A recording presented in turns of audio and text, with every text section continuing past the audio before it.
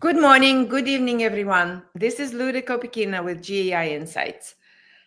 Welcome to Daily AI News Review, where we rate articles essential, important, and optional.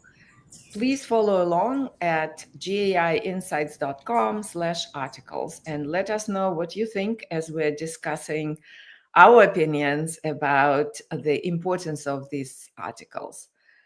Okay, we have our core crew today, John, Paul, Ankaj, and Amanda, and a special guest, Ashish Bhatia, with deep experience, technical experience in Microsoft and other places that usually has really deep assessments and understandings of what's happening. Welcome, Ashish. Thank you, Luda. All right, let's start with the first article, Ankaj, please. Sure, Luda. So the first one that we have for today comes from Anthropic, and it talks about Shade Arena, where they are evaluating sabotage and monitoring in LLM agents. Yes, so Anthropic is really focused on making sure that the LLMs that they produce are safe and reliable and don't sabotage humans. This is their next step in making that happen. An interesting setup. John, what did you think about that?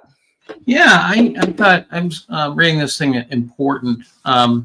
So in this Anthropic, I find them to be a very thoughtful organization in terms of trying to make sure that they have their constitutional AI and the whole notion of having ethics and controllability baked into what they're doing. What they're doing here with Shade is that they had published some stuff around different vulnerabilities, and they're positing, I think correctly, that when we get complex models that have lots of agency and tools available to them out in the wild, they're also going to be interested in creating, there'll be folks who want them to do sabotage and other kinds of, detrimental activity. And so what they do here is they put together a model and then a model watching it. And in the model, they created the idea that was going to go against a task. So go do something, and it'll have a side activity. So, for example, one of the things in the essay is they have an agent that's going to go out and see who you owe money to with Venmo, and then pay those people. And then the subversive side task is to send a payment to someone who is not known to that person. So basically splicing that into a legitimate task. And then they have another agent watching that and rating whether or not there is suspicious behavior. And if the monitoring agent has suspicious behavior at a rating under 80, and they have a scale, then they consider that, and the original subversive agent does the task, they consider that a failure because the subversive task, even though it was being monitored, was accomplished. And then they do another thing where they expose more of the reasoning. So I didn't think this was essential reading. And then they rate the different models based on that. So, Claude all the way through OpenAI. There's two main findings. One, a lot of the tasks were not accomplished because they're fairly complex tasks, even by the best models. But then some of the models, like some of the Anthropic models, were able to complete the task, but then had a fairly good rate of getting away with it. So I think an important topic, not essential right now.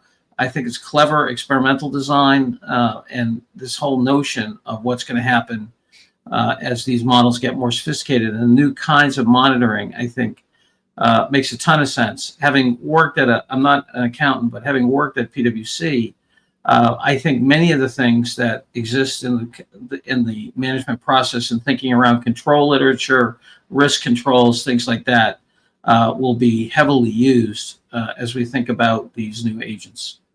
Okay, thank you. Important from John. What did you think, Ashish? I was in the middle of important and essential myself. Couple of points. Anthropic, this is the second paper in the series of papers that they have published on similar topics. So they are onto definitely something. We also know that as models becomes traverse towards AGI and maybe super intelligence, human observability of those models will become feeble, right? We would be able to observe and understand how models are behaving. So we need other models to be able to observe and understand these submersive goals. This also for me ties into something we call XPI, which is cross-domain platform injection, which is external data kind of injecting goals, nefarious goals. So from all those standpoints, I feel this is super important research. I would love to actually, beyond the article, go into the research paper and dig in and understand that a little bit more. For those reasons, I would say definitely important, if not essential as well. There's more support here. Yeah. So they actually open this experimentation environment for people to start working on it with it. So this is also very positive. Amanda, what did you think?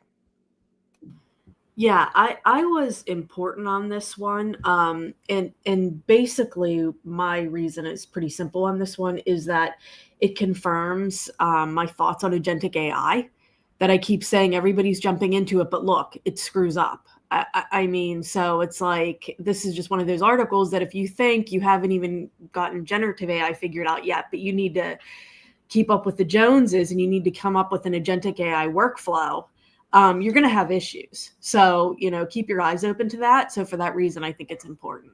Yeah. And they haven't, just models are not really sabotaging. 10% are only thinking of sabotaging the instructions. So it's still research. And that's why I think John is suggesting important. Paul, okay with important? Yeah, and in defense of the robots, I think we're just still early days of multi-agent applications, and it just shows though these things are getting better, and we're finding ways to deal with some of the governance issues. Yeah, there's a book, I forget the name of it, that showed that most innovations, everything from the U.S. mail forward, is first innovated by the crooks, and then the response to the crooks is a lot of the innovation. So, if you think of the U.S. mail, we have huge penalties for stuff like mail fraud, and the reason was because the early crooks, showed them how easy it was to do mail fraud. Anyway, I think we'll have a similar coevolution here of the crooks and the good guys. Yeah. Okay. Important it is. Let's proceed. Okay, the next one that we have for today comes from Google, and it is about updates to their Gemini 2.5 family of thinking models. And they introduce a light model, 2.5 light. Amanda, what did you think about that? Yeah, it's product announcement. So this one was optional for me. Yeah, I was also optional.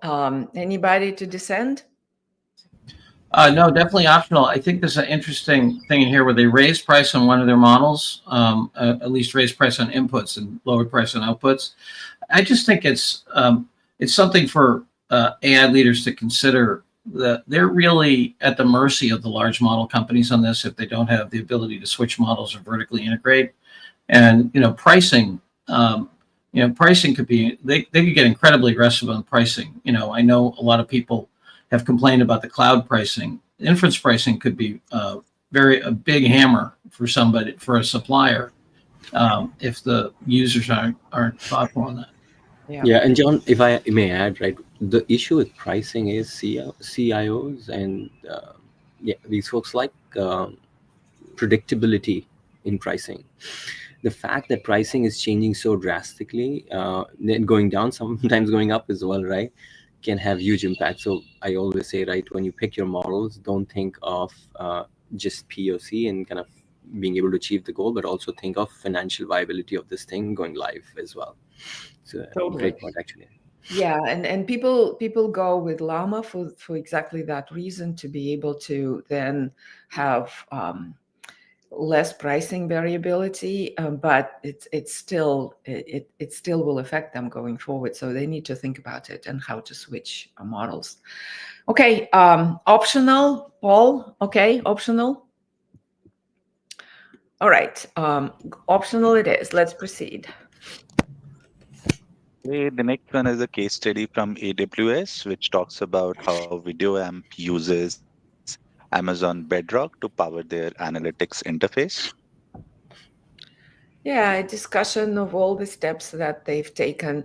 This is another case. We had one, I think, yesterday, when a company put together the data in organized data and then put machine learning algorithms on top of it, and now switching or adding a Gen AI layer to get more insights.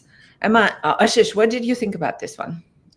Very interesting and simple read, actually. And just in typical AWS style, they have captured most of the important, essential kind of details. Although, so two couple of points before I kind of give out my rating is, as we see, I mean, this is a RAG implementation. We've seen a ton of RAG implementations. A lot of RAG implementation use cases are grounded on unstructured data, and there's a ton of examples, and there's various strategies in unstructured data RAG. There's a good example of structured data RAG, right? So instead of just doing embeddings and pulling the data, you're writing text to SQL to get structured data out. And use that as a grounding source for generation. So that's interesting. If somebody's in that space, this might be a good example. But other than that, I thought it was a very simplistic scenario. Not a ton, at least for me, to kind of learn, but again, interesting read and how they've approached some things. My rating was optional on this. Yeah. Amanda, what are your thoughts? Yeah, so the main thing that just kind of stuck out to me was pretty much a user interface. You type in a question, it's doing something in the background, and that was to me the main takeaway. And I was just at a conference, and literally every single tool in there was the same exact thing. You put in a question to the interface, and then it does a million cool things on the side that could be pipelined and all these different things. So I saw nothing that stood out to me. So maybe if you haven't heard of anything in this realm, you could read it, but for that reason, this one was optional. Okay, so going optional. John, okay with that? Yeah. Yes, I thought I was ready to give it an important, but there's no numbers in there. They talk about what the metrics are, but they don't talk about the performance was. So given the fact that we don't have that, I'd give it an optional. Yeah, and it's really, I agree with Ashish and Amanda. There's very little newness here. It's all the old techniques. So optional it is. Let's proceed. The next one comes from New York Times, and it talks about while AI might take our job, but here are 22 new ones that it could give us. And a fascinating and somewhat refreshing read in the ocean of gloom and doom that everybody will be replaced by AI. So this is offering some new thoughts on the positive. What did you think about this, John? Yeah, I was going to give this an important. I think that it's pretty thoughtful in terms of new kinds of roles and capabilities that organizations are going to need around, auditors, translators, integrators, all kinds of stuff that are going to come. And I think they're right in terms of, as we use these complex models, these new roles. I'm not sure they'll all be new roles, if you will. Again, having worked at PwC, a number of these, if you look at what happens in audit functions inside large organizations, a lot of these roles are essentially risk and audit functions. And so if you've been in a big complex organization, these will be new, I believe, will be new things that the chief risk officer will have to deal with, that the chief compliance officer will have to deal with, things like that. So I think AI will be, in many of these roles, will be folded into folks who worry about risk, compliance, ethics, fairness, regulation, and so forth. But I do think that the tasks, so they may not be independent roles, but I think the tasks will emerge, as they say, and have to be dealt with.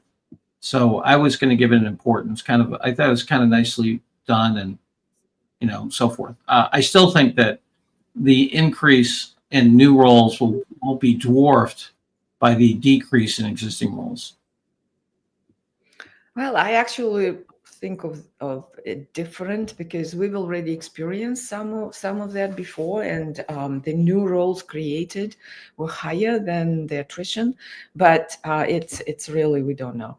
So it's a assumption essentially. Oh yeah, it's an assumption, but Big one. my assumption's better. I see. Okay. We're going important on this one.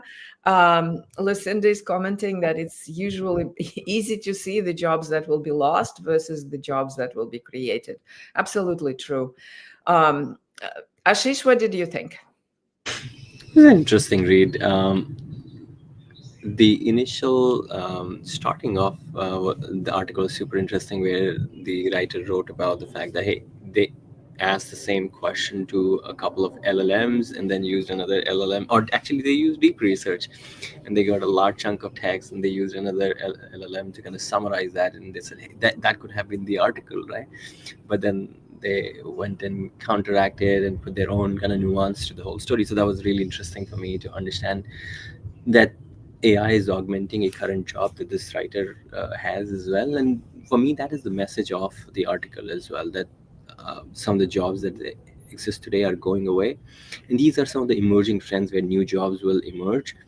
There are skills to be acquired for people so that they can morph into those roles. And that is probably the most important kind of takeaway from for me from this. A lot of those roles, like I play a role of responsible AI champion, other than just a product manager within Microsoft, right? And those kind of roles will become more and more important as you start to observe LLM behavior and again course correct it, guardrail it, and question it, and so on and so forth. So Okay. I would say important. Okay. Thank you, Ashish. Paul, going important. Any? Yes. Yes, agree. Amanda, important, okay? Yeah, but one comment, it's very confusing because on one side it's saying we should be more technical. I've been telling people you could be less technical because there's going to be more button pushing. And also right at the beginning, it's basically saying it's going to replace us. But then at the beginning, it says they used it to create a paper and they can't turn it in because it was awful. So which is it? Is it good and it's going to replace us? And we all need to be technical or we are not. So that's why I was a little skeptical on this one in general. But I could take one for the team and go to important. Okay. All right. Ankaj, important or you dissent here? No, important for me, Luda. I'm already seeing some of these roles in play. Some of my friends are in big four firms, and there are openings for especially this AI auditor role. So yeah, important for me. Important. Okay. Important it is. Let's proceed. Okay, the next one is a research paper which talks about self-adapting language models. Yes. This comes from MIT. It's quite an interesting exploration, the beginning of exploration of how do you get the models to create their synthetic data and the like, and create themselves and improve themselves. What did you think about this, Ashish? So fascinating paper. And if you see, there is a trend in the last month or so. I've read about 4 to 5 papers which are in this realm of self-improvement. And again, if you read behind the tea leaves, I think we're coming to that inflection point where models can start to self-improve. Google released Alpha Evolve. There was another paper called Darwin-Gödel model. This paper, and earlier today I was reading another paper around from Berkeley, which is around models don't need external reward models for improvement. This paper specifically talks about model being able to generate its own synthetic data. The way they explained this was, think about a student, human student, trying to prepare for a machine learning exam. We generally go through lectures, read books, and look at articles and whatnot, and then we make our own notes, right? And those notes reinforce our learning about a subject, and then we appear for a test, and hopefully that test is great. That is how we should think about these models through their kind of real world interactions, being able to generate their own synthetic training data and thus improve themselves.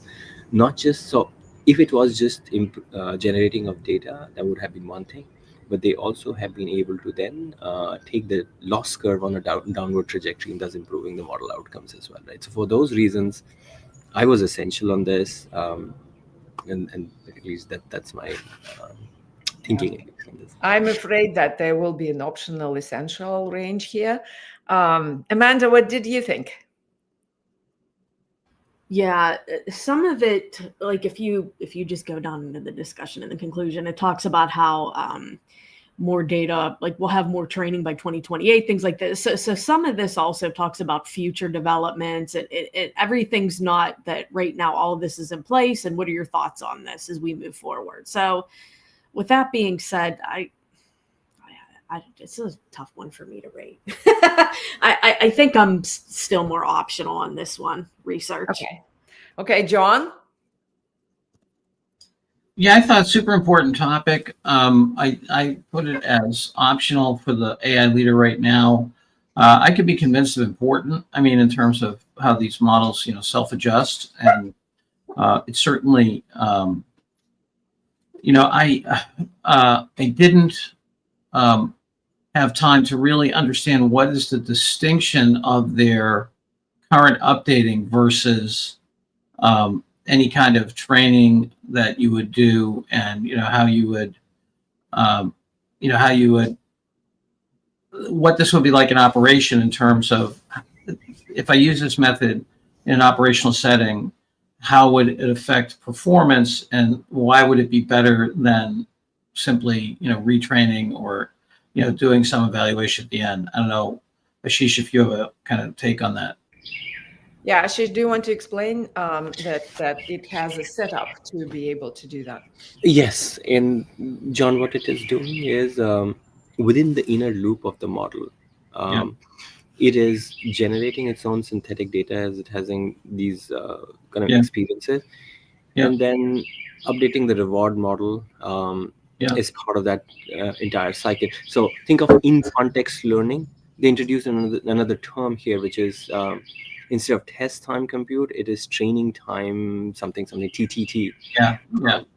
Which helps the model kind of self-learn as it goes along and kind of reduce the loss curve.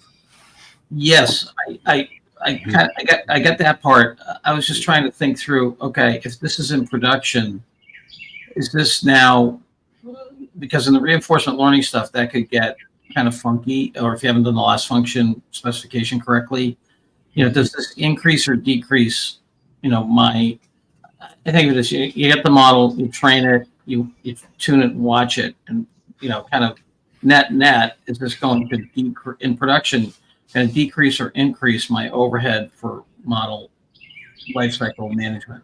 Mm-hmm. Yeah, this is a good question.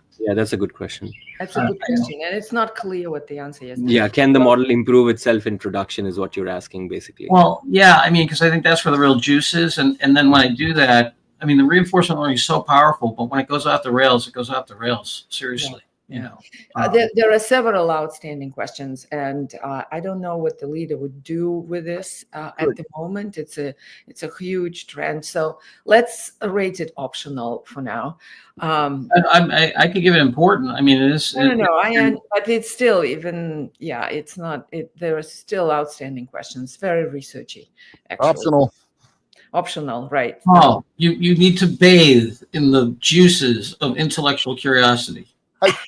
John, I actually like those waves, but this is, there's vectors of innovation everywhere, and this is vector on the R&D bench. Yeah, it is. And it's still, let this thing get real. Yeah. And to understand it, to read it and understand it, it takes doing, and then you can't quite use the results yet. Okay, so let's proceed to the last one.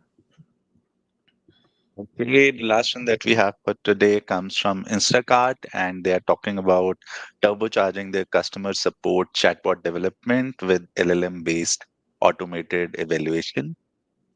So quality evaluation is becoming one of the serious trends. It's very critical, especially with agentic AI. Amanda, what did you think about this use case? Yeah, so one thing I would say right from the beginning is this is an interesting, like for anybody in this area of customer service, I think it's relevant. But the thing is, for those of us that are actually the customer, the more we hear about they're going to become more and more complex and how they're going to assist us as the customer, it becomes scary to the customer. So that's one thing to think about. But again, if you're in this area, it could be important to you. So as you've said, it's pretty much the LLMs evaluating the LLMs and things like this.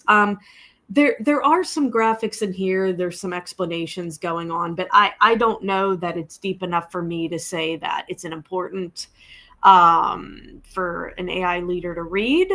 But I'm open to other inputs here. So for that, I'm optional. Okay.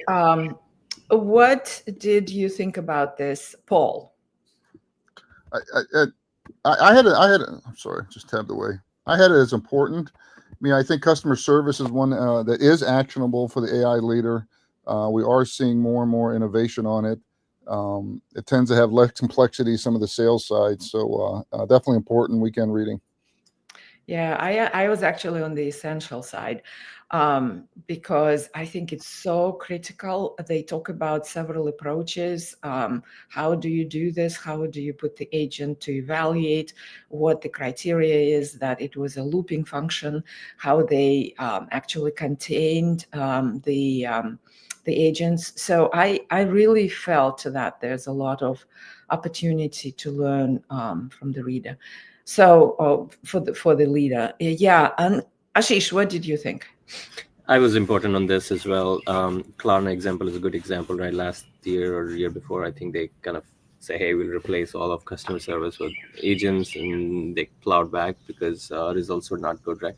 Building evaluation in this kind of loop, right, is super important. They talk about 3 kind of techniques, and super easy to kind of understand if you read. So it's an easy read article. It should give people enough thought around as we are putting these things out into production, especially on the customer service side. There is an important evaluation step to bake in to understand like how it's impacting the end customer. Yeah. One thing why not essential, Ashish? Why just important? Why not essential? It's very use case limited. That's what I thought. Like if there is a way to kind of generalize this for other scenarios, right? That I mean, sure. I mean, people can extrapolate this idea and it would still be relevant. I would, yeah. For those reasons. Yeah, this is very cross industry. Yeah, awesome. Yeah, I mean, the reason I didn't give it essential, I actually went all the way down to optional because of my disappointment. I was super enthused. I thought this will be great. This is perfect. I'm reading through it, and then I couldn't get any economic or process measures or anything. So maybe I went over adjusted down to optional, but that's why I wouldn't give it an essential. It's just show me the money. Yeah, no, that's a very good point. Okay, so I asked everybody, Ankash, voice of where are you? Important. Before we go there, I just want to highlight though. I think one thing that's really important, leader though, is understand that AI really has the potential to have customer service be a point of customer delight and not just functional competence.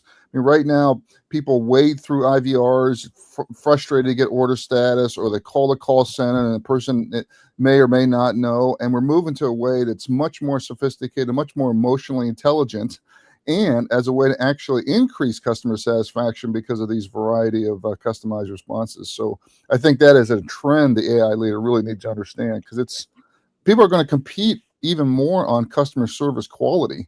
That's AI infused. Yeah, so I totally agree with you, Paul, and Lucinda agrees, and she's talking about evals as a critical function in general for the Gen AI systems, and I agree. This goes into the iterative way of how they addressed it. They essentially listened to the conversations. They had an agent highlight the issues. They adjusted the issues. This looping function is a critical way to put it so that, and they hit the one metric they did cite, they got to near perfect in some of the areas. So it's, I think it's, okay. I have a baton, I guess, to Paul's usual point. Ankash, I asked you, but didn't give you a chance. Where were you? Luda, I was essential on this. Reason being, we don't get a lot of case studies which talk about evals, right? And as Lucinda mentioned, they are at the heart of AI applications. And even with our own daily use, I sometimes feel a lack of evals is making my AI use slower, or I'm not confident enough in the responses that I'm getting. So I think evals are the most essential sort of topic right now. So for me, essential. Yeah, for me, essential. Okay, essential it is. Let's proceed to close this. We have any announcements while Ankash presents? Yeah, one thing I'd like to share is John and I had the good fortune to present about 100 CIOs yesterday in a private webinar with Mayfield, and it was really well received. And it's just fascinating how these CIOs are, really obviously struggling with a market that's moving very quickly here. One of the common things to get back is how can I get my management team more aligned and moving quicker here? So this idea that change management from the board level to the executive level on down in this incredible moment of AI where the I call it AI adoption gap is just increasing everywhere is really the critical path. And it was really, really reinforced with some pretty senior folks here. John, if you have any other observations on that, that was a wonderful call we had yesterday. I think the ongoing need for education of the organization is just huge, right? And that we're just at the beginning. This is a capability. It must be grown. This is not a product that can be purchased. Okay, so for today, we have 1 essential, 2 importance, and 3 optionals. So thank you all. Thank you, Ashish, for joining. Really appreciate it. Good discussion. And we'll see you tomorrow.